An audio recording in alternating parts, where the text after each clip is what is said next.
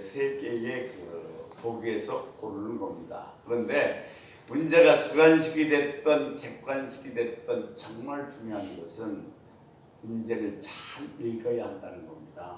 근데 문제를 왜 잘 읽어야 하는가 하면 문제를 내가 잘 읽어야만이 이 문제를 출제한 출제자의 의도가 무엇인지를 알 수 있기 때문에 그렇습니다. 이 출제자가 어떤 의도로 이 문제를 내었는가를 알아야만이 거기에 맞는 답을 쓸 수가 있기 때문이지요.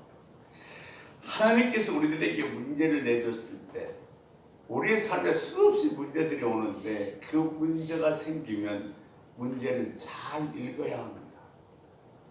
잘 생각해 봐야 된다는 거죠. 도대체 하나님께서는 이 문제를 왜 내게 주셨는가? 뭘 하라고 이 문제를 내게 주셨는가? 뭘 바꿔야 되는가? 뭘 버려야 되는가? 뭘 고쳐야 되는가? 그 하나님의 의도가 어떤 것에 있는지 문제를 잘 파악해야 된다는 겁니다. 그래야만이 하나님께서 원하시는 답을 우리는 써내려갈 수가 있기 때문입니다.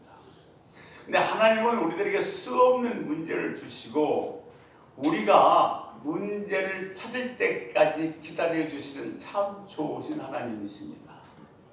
근데 모든 문제를 주시고 그 문제를 통해서 우리가 어떤 답을 얻어내기를 원하냐면 그 어려움 중에서도 감사하며 감사의 조건을 찾아내기를 원한다는 겁니다. 그것이 하나님께서 우리에게 문제를 주신 이유이며 정답이기도 합니다. 사실 오늘 우리가 드리는 이 예배도 뭐가 가장 밑바탕이 깔려야 되냐면 감사합니다. 내게 베풀어 주신 은혜를 내가 무엇으로 보답할까? 감사와 찬송으로 주님께 영광 돌리는 것, 이것이 예배입니다. 요나서 2장 9절에 요나는 이렇게 말했습니다.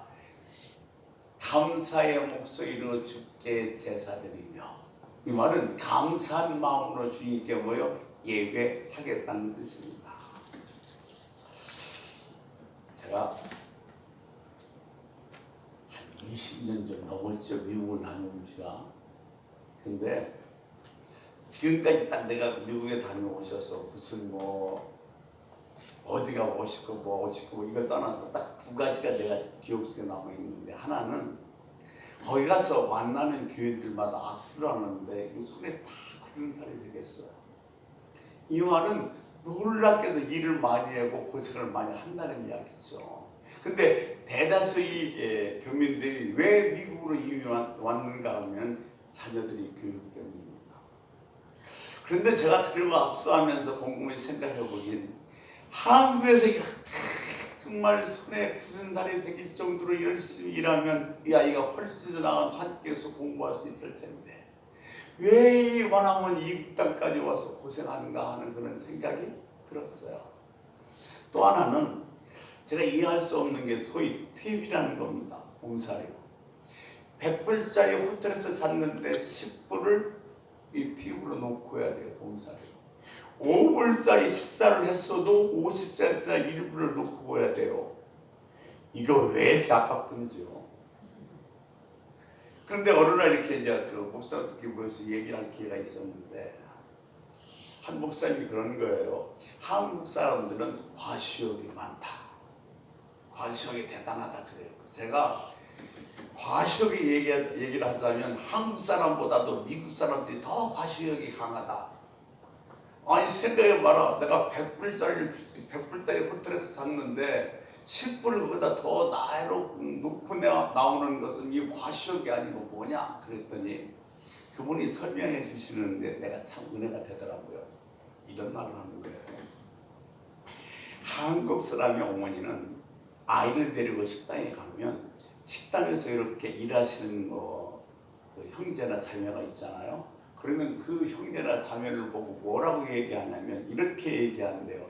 너 공부 못하면 저렇게 된다. 너 공부 열심히 해야 돼. 이렇게 가르친다는 거예요. 근데 미국의 엄마들은 아이를 데리고 식당에 가서 식사를 할 땐, 야, 우리가 이렇게 편안하게 맛있는 음식을 먹을 수 있는 것은 저 언니나 오빠가 수고해 주기 때문이다. 그게 나갈 때 반드시 고맙다, 감사라는 의미로 우리가 팁을 주고 가야 된다. 이렇게 가르치는 거예요. 이것이 그들에게는 추수감사절의 정신이고 미국을 정말 세계에서 가장 강력으로 만들었던 원동력이라고 합니다. 그러니까 우리들의 신앙생활에 가장 중요한 것은 핵심은 뭐냐면 감사합니다. 아멘. 이래도 감사, 저래도 감사, 고래도 감사. 감사하는 저와 여러분이 됩시다. 아멘. 더 미션이라는 영화 있죠. 보셨는지 모르겠습니다. 그런데 이거는 카톨릭이 배경으로 나오기 때문에 종교 영화인 줄 알고 있지만 사실 이것은 종교 영화가 아니라 박애주의를 강조한 영화입니다. 이 영화는 신화를 바탕으로 했습니다. 근데 이 영화에 아주 유명한 노래가 나와요. 이 가브리엘 신부가 거라니족과 이렇게 손주를 위해서 화해를 합니다. 근데 이 가브리 쪽의 창끝이 지금 가브리엘 신부 코끝까지 와 있습니다. 그때 이 가브리엘 신부가 그냥 달달달 떨면서 오보에를 연주합니다. 근데 이 오보에를 연주하는 중에 음악이 하나 배경 다 깔리는데 결국 이것이 더 미션의 배경음악입니다만 넬라 판타지라는 그 음악이 깔려요. 넬라 판타지라는 우리말로 바꿔서 얘기하면 환상 속에서입니다. 거기 가사를 잠깐 소개해드리면 나는 환상 속에서 올바른 세상을 봅니다. 나는 그곳에서 누구나 평화롭고 정직하게 사는 것을 봅니다. 난 그곳에서 영원히 늘 자유롭게 꿈을 꿉니다. 저기 떠다니는 구름처럼 영원 깊이 인간애가 가득한 그곳이라고 얘기합니다. 이게 인간애를 강조하고 있어요. 이 노래는 지금 다 들어본 거냐면 박의 정신을 강조하고 있습니다. 이 영화가 카톨릭을 주제로 하기 때문에 어떤 성교나 이런 걸 드러내는 것이 드러내는 걸로 착각하지만 그렇지 않습니다. 박의 정신을 드러내고자 이 영화를 만들었던 겁니다. 근데 이 영화를 보는 내내 기독교인 입장에서 영화를 보는데 예수 믿는 사람의 시각에서 이 영화를 보면 참 이해하지 못할 장면이 하나가 나옵니다. 이것은 그 스페인과 포르투갈의 전쟁 중에서 거기 있는 원주민들이 겪는 슬픈 이야기의 실화입니다. 마지막에는 이 포르투갈 군대들이 막 성당까지 들어와서 잔인무도한 짓을 합니다. 그때 이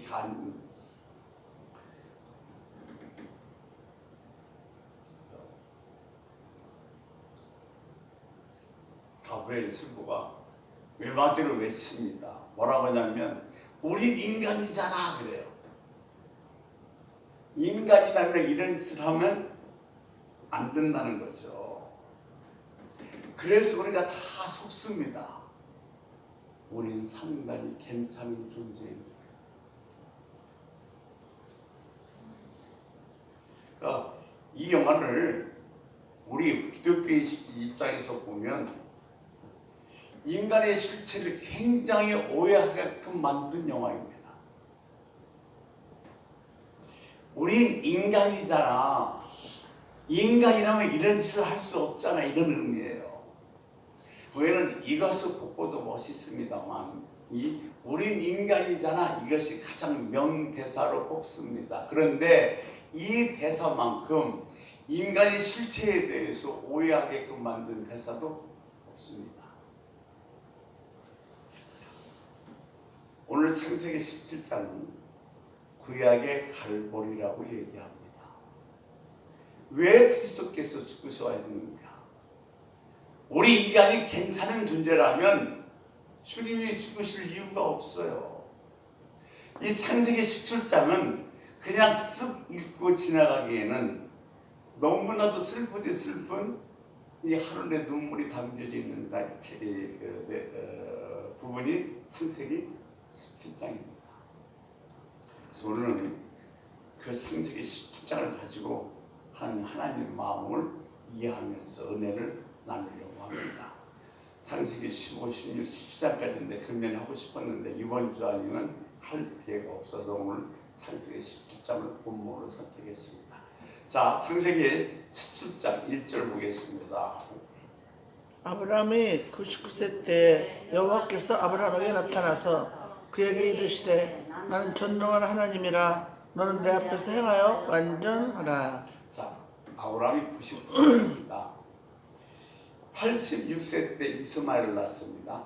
그리고 13년 동안 하나님이 침묵하셨어요. 근데 기나긴 침묵을 깨면서 하나님이 나타나서 하셨던 첫 마디가 이 세 마디인데 무슨 얘기냐면 나는 전능한 하나님이다. 너는 내 앞에서 행하여 완전하라고 하셨습니다. 그러면 이 나는 전능한 하나님이다 해서 이 전능한 하나님이라는 것은 히브리어로 엘샤다이입니다. 같이 한번 해봅시다. 엘샤다이. 엘샤다이. 여러분은 지금 히브리어 하신 거예요. 자, 이 엘샤다이는 세 가지 뜻을 갖고 있습니다. 첫 번째, 기르다, 양육하다는 뜻을 갖고 있습니다. 그러니까 여기에서는 전능하신 하나님에서 하나님의 속성의 전능하심을 소개하는 것이 아니라 하나님이 얼마나 전인격적으로 우리 인생에 간섭하고 계시는지를 이 단어만큼 잘 설명한 단어가 성경에는 없답니다. 전능하신 하나님. 우리가 이렇게 아이를 낳으면 내가 할 일 다 했어. 해줄자리로 너 알아서 자라. 그러고서 갖다 대부분밖에 놓는 사람은 없어요. 아이를 낳는 그 아이를 반드시 뭐예요?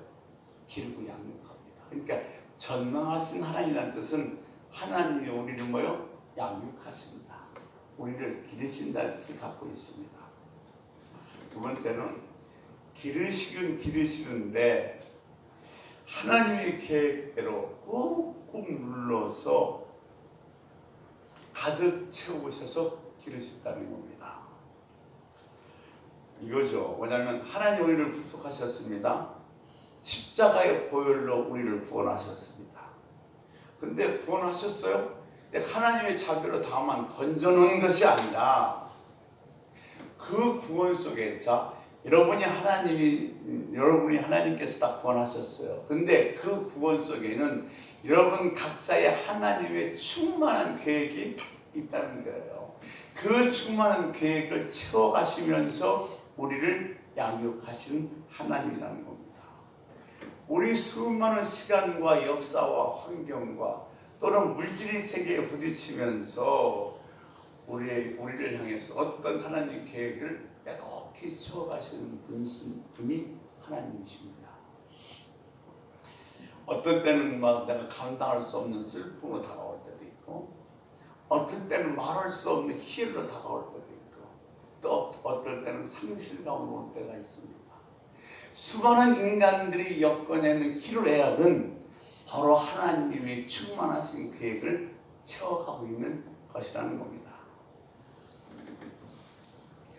우리를 양육하신 하나님은 때로는 눈물의 계곡을 지나가게 하고 또 허벌판을 경험하게도 하십니다. 그래서 그런 걸 경험하면서 하나님의 계획 속에서 우리들의 시간 속에서 하나님의 계획을 차곡히 꿰기 채워가시는 하나님이라는 뜻입니다. 또 하나, 엘샤다에는 능력을 주시는 하나님이라는 뜻을 갖고 있습니다. 물론 엘샤다의 자체가 하나님의 전능함을 갖고 있습니다. 그런데 그 속에서 무엇을 주시는가 하냐면 능력을 주시는 하나님이라는 겁니다. 근데 우리가 능력을 주신다고 그런다면 한쪽으로 고정된 편견을 갖고 있습니다. 뭐냐면 남보같이 엄청난 일을 하고 막 대단한 하는 것만 능력이라고 생각하는데 오늘 여기서 얘기하는 능력을 주신다는 하나님은 그런 의미가 아닙니다. 좋은 예로 사도 바울이 빌립보 감옥에서 참 기가 막힌 말씀을 하셨어요. 뭐라고 얘기했냐면 내게 능력 주신 자 안에서 내가 무엇이든지 할 수 있다고 그랬습니다. 이 말은 어떤 맥락 속에서 나온 말이냐면 감옥에 있습니다. 지금도 고생하고 있습니다. 고난받고 있습니다. 묶여 있습니다. 그러나 그 중에서도 나는 뭐요? 하나님의 능력을 나타낼 수 있다. 하나님의 뜻을 나타낼 수 있는 능력이 있다는 거예요. 그러니까 우리가 능력 주시는 하나님이라는 말을 이해할 때 그냥 엄청난 뭘 주신다는 것이 아니라 어떤 환경, 어떤 어려움 속에서도 내가 하나님의 뜻을 드러내고자 할 때 드러낼 수 있는 능력을 주시는 하나님, 그 하나님이 능력 주시는 하나님이라는 것입니다. 아멘. 예, 매우 심오하고 복잡한 뜻을 갖고 있지요. 그러니까 우리가 힘들어요. 문제가 있어요. 어려워요. 그런데 그 중에서도 내가 하나님의 뜻을 나타내려고 한다면 하나님은 그 뜻을 나타낼 수 있도록 우리들에게 뭐요? 능력을 주신다는 겁니다. 자, 나는 전능한 하나님이다. 나는 너희를 기르는 자다. 근데 너희들은 뭐요? 내 계획대로 차곡차곡 기도한다. 그리고 너희들이 어떤 형편에서 내 뜻을 드러낼 수 있는 능력을 주신다. 이렇게 말씀하시는 거예요. 여러분, 이 하나님, 엘샤다이 하나님 믿으십니까? 아멘. 아멘. 그런데 이 이야기를 하게 된 시간이 언제예요? 하나님께서 언제 이 말씀을 하셨냐면 창세기 17장 1절에 보면 아브라함이 하나님 말씀하신 그 약속의 자녀를 기다리지 못했어요. 그리고 이러다가 내 자손이 끊어지겠다. 하나님의 계획이 차질이 생기겠다. 그래서 기특한 생각, 자기 생각으로 하나님을 기다리지, 하나님 때를 기다리지 못했던 그때에 하나님께서 아브라함에게 나타나신 말씀입니다. 여러분, 제가 지난 시간에 말씀드렸습니다만 신앙은, 칼빈은 기다림의 싸움이라고 그랬습니다. 근데 왜 못 기다려요? 신앙은 기다림의 싸움인데 우리는 왜 못 기다려요? 확신이 없기 때문에 그렇습니다. 하나님에 대한 신뢰, 하나님에 대한 확신이 없기 때문에 우리 믿음이 흔들리고 우리 믿음이 흔들리면 하나님 때를 기다릴 수가 없는 거예요. 자, 메시아가 오신다고 그랬습니다. 이것은 온 인류가 그것을 기다리는 약속인 거예요. 갈라디아서 4장 4절에 바울이 이렇게 얘기했어요. 때가 참해. 때가 찼다는 건 뭐예요? 충만했다는 얘기입니다. 하나님의 기간이 찼다는 거예요. 하나님의 기간이 채워졌다는 얘기인데 이 시간을 기다려야 되는데 아브라함은 이 시간을 기다리지 못하고 실패했던 겁니다. 그럴 때에 하나님께서 긴 침묵을 깨시고 와서 하시는 말씀이 나는 전능하신 하나님이다. 이어서 뭐라고 말씀하시냐면 너는 내 앞에서 뭐해라? 완전하라. 이 말은 누구 앞에서? 하나님. 하나님 앞에서. 여러분, 우리는 누구 앞에 있어야 되냐면 하나님 앞에 있어야 돼요. 아멘. 아이들이 걸음마를 배울 땐 이 엄마 시설 앞에 있어야지 엄마 시설에서 벗어나면 반드시 말썽거리가 생기게 되어 있습니다. 이게 지혜로운 부모는 항상 아이를 뭐요? 눈 앞에 두고서 예배에 관리합니다. 근데 내 앞에서 행하라 이 말은 너는 내 앞에서 걸어가라는 거예요. 즉 내 시선을 떠나지 말라는 겁니다. 하나님의 시선을 떠나지 말며 하나님의 앞에 있으라는 뜻이에요.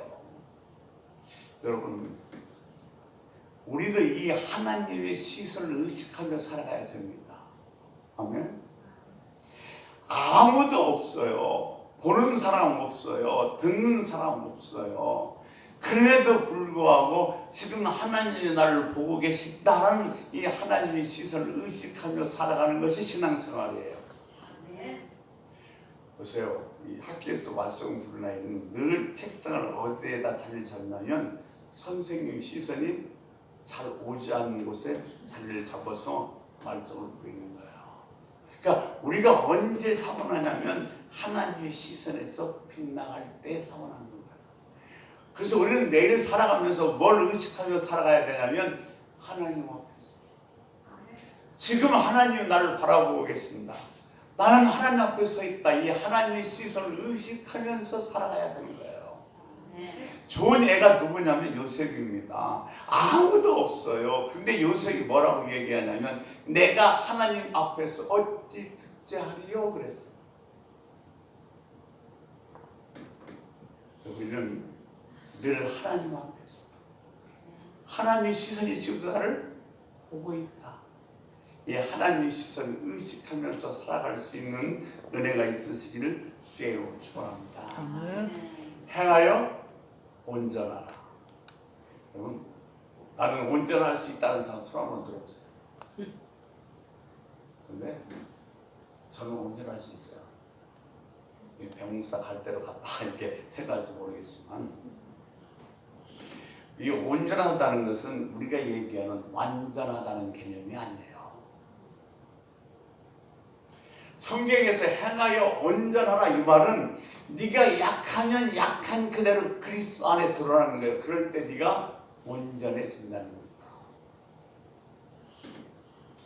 집을 나갔던 탕자가 둘째 아들이 언제 온전해지니까 집으로 돌아오는 거예요. 그러니까 아버지의 어떤 그 소유 물질이 자기가 된다는 소유권이 아니라 아버지가 관계가 회복되면서 비로소 가들로서 온전해지는 겁니다.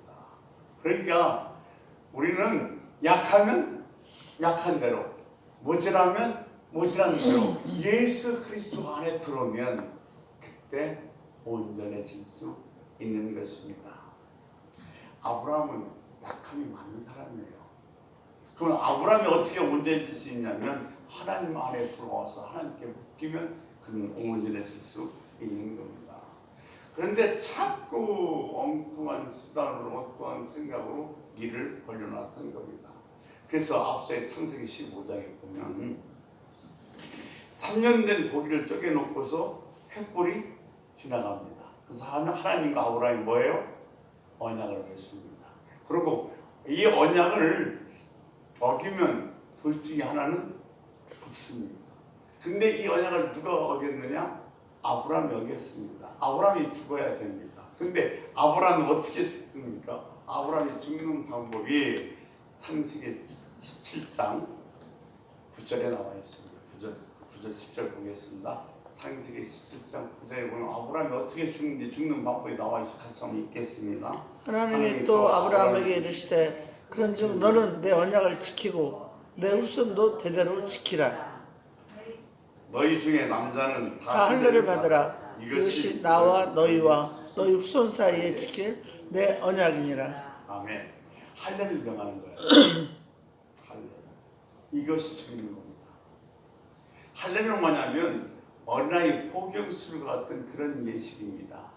남자의 생식기 표피를 잘라내는 건데 남자의 생식기 표피를 잘라내는 것은 어떤 의미를 포함하고 있냐면 너는 육체적으로 죽었다는 것을 의미하고 있습니다. 그러니까 아브라함이 할례를 받았다는 얘기는 뭐예요?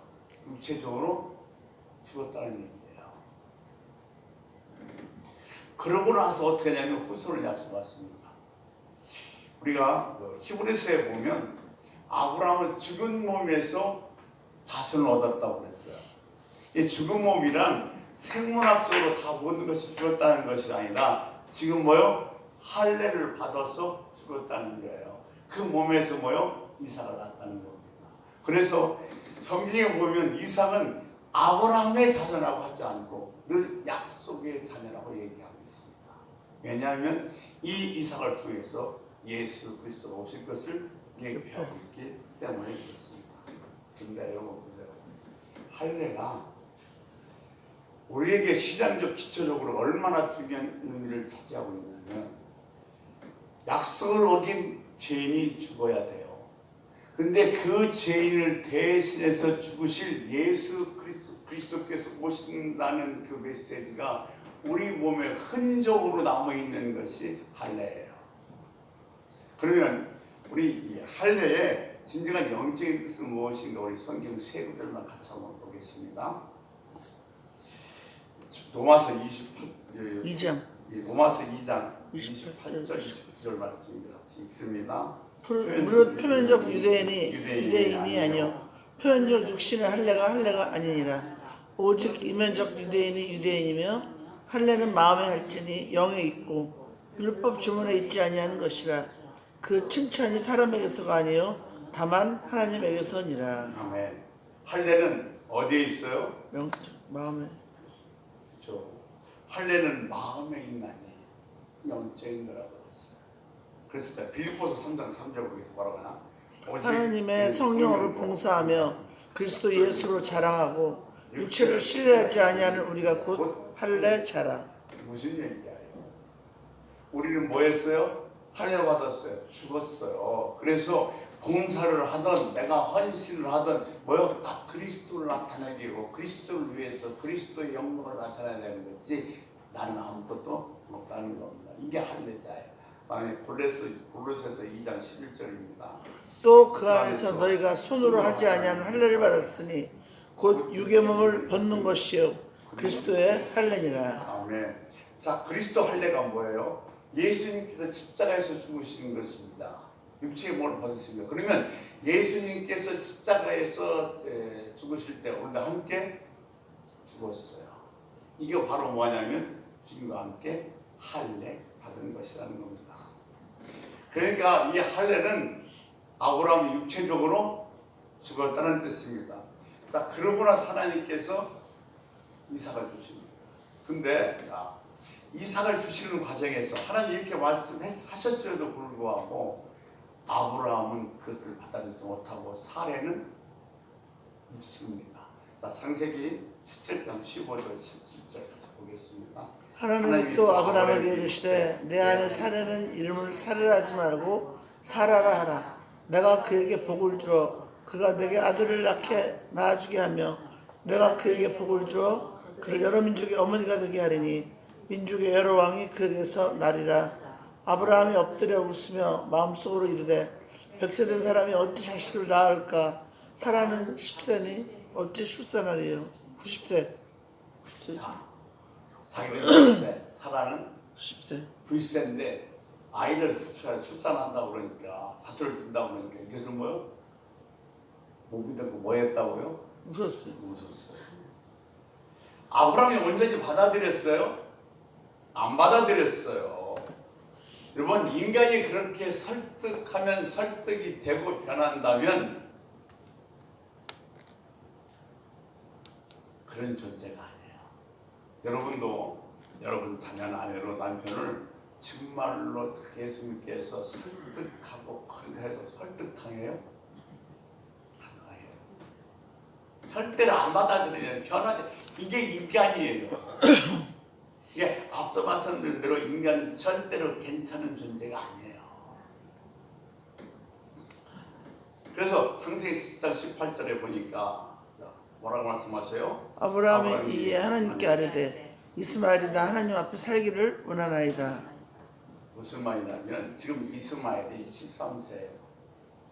이미 우리는 애가 날 수 없으니까 그냥 이스마엘이나 잘 키우겠습니다. 그런 내용이에요. 이것이 아주 지독한 인간의 근성입니다. 인간이 아까 말씀 박애주의처럼 정말 괜찮은 존재라면 예수님이 십자가에서 돌아가신 이유가 없습니다. 자, 이 자손을 약속하신 하나님께서는 드디어 계명합니다. 아브라함과 사라의 이름을 바꿔줍니다. 아브라함을 아브라함, 사라를 사라. 근데 참 재밌는 게 아브라함은 존귀한 자는 뜻이에요. 아브라함은 열국의 아비라는 뜻입니다. 자손이 많은 아버지라는 뜻이에요. 그리고 사례는 공주, 왕비라는 뜻입니다. 그리고 사라는 열국의 어머니라는 뜻입니다. 근데 자, 지금의 아브라함이 자식이 있어요, 없어요? 없어요. 없는데 참 이 아브라함을 부를 때 뭐라고 불러요? 자손이 많은 아버지, 많이 가진 아버지 이렇게 불러요. 그러니까 자손은 하나도 없는데 자손이 많은 사람이라고 부르지니 이게 얼마나 웃기는 일이에요. 이것은 하나님의 해학적 그 경영이라고 얘기를 해요. 자, 또 시작하다 보면 요한복음에 보면 하나님께서 주님께서 시몬을 봤어요. 시몬을 보고 그 다음에 뭐라고 얘기하냐면 너는 장차 개발을 할지냐 그랬어요. 개발은 무슨 뜻이에요? 반석이라는 뜻이에요. 시몬은 아주 갈대라는 뜻이에요. 그러니까 지금 베드로는 갈대처럼요, 막 어떨 때는 좋았다, 어떨 때는 나빴다, 막 갈팡질팡한 이런 사람이 그 시몬이에요. 근데 그를 뭐라고 불러요? 반석씨. 아이고 반석씨. 아, 이렇게 변덕에 죽을 듯이 하는 사람을 어떻게 반석이라고 부를 수 있어요? 그런데 보세요. 우리가 그래요. 무슨 얘기냐면 저와 이름을 뭐라고 불러요?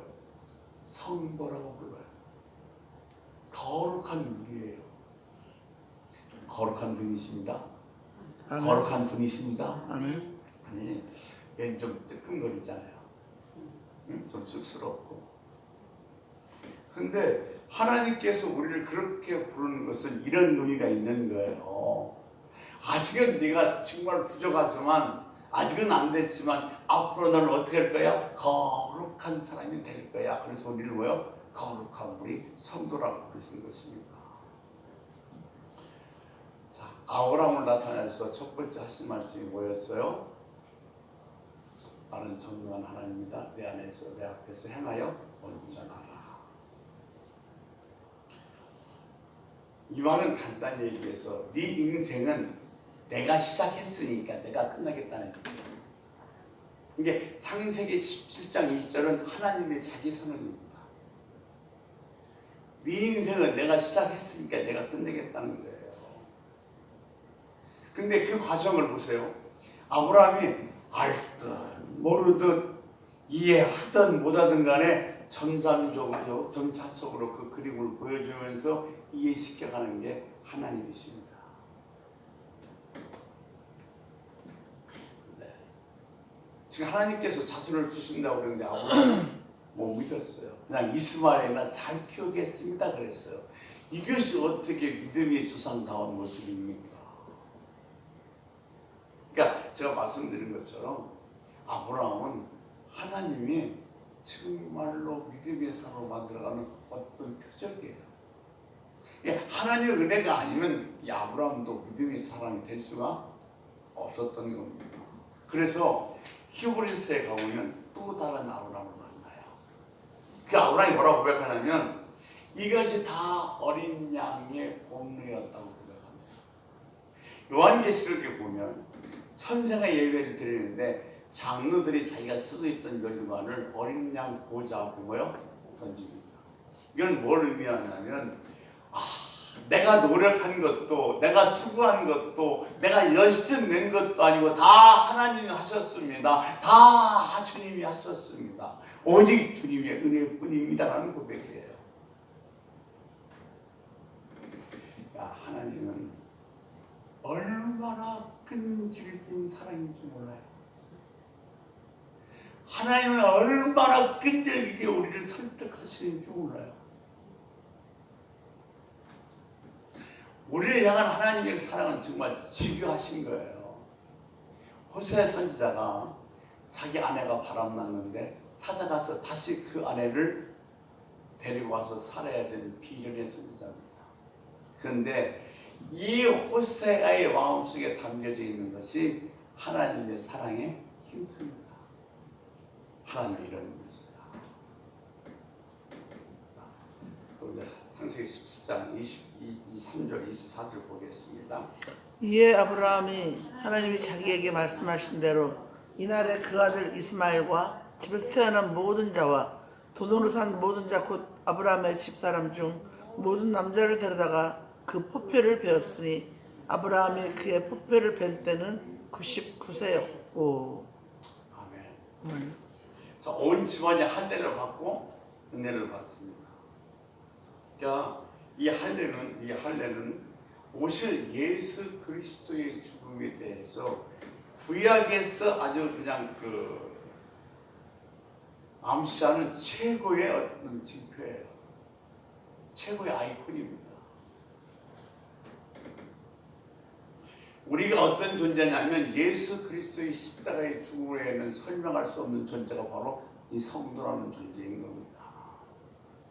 왜 이런 얘기하죠? 신앙이 좀 자랐다. 신앙이 좀 깊어졌다. 그 말은 무슨 말씀이냐면 조금씩 조금씩 십자가에 가까이 갔다는 얘기예요.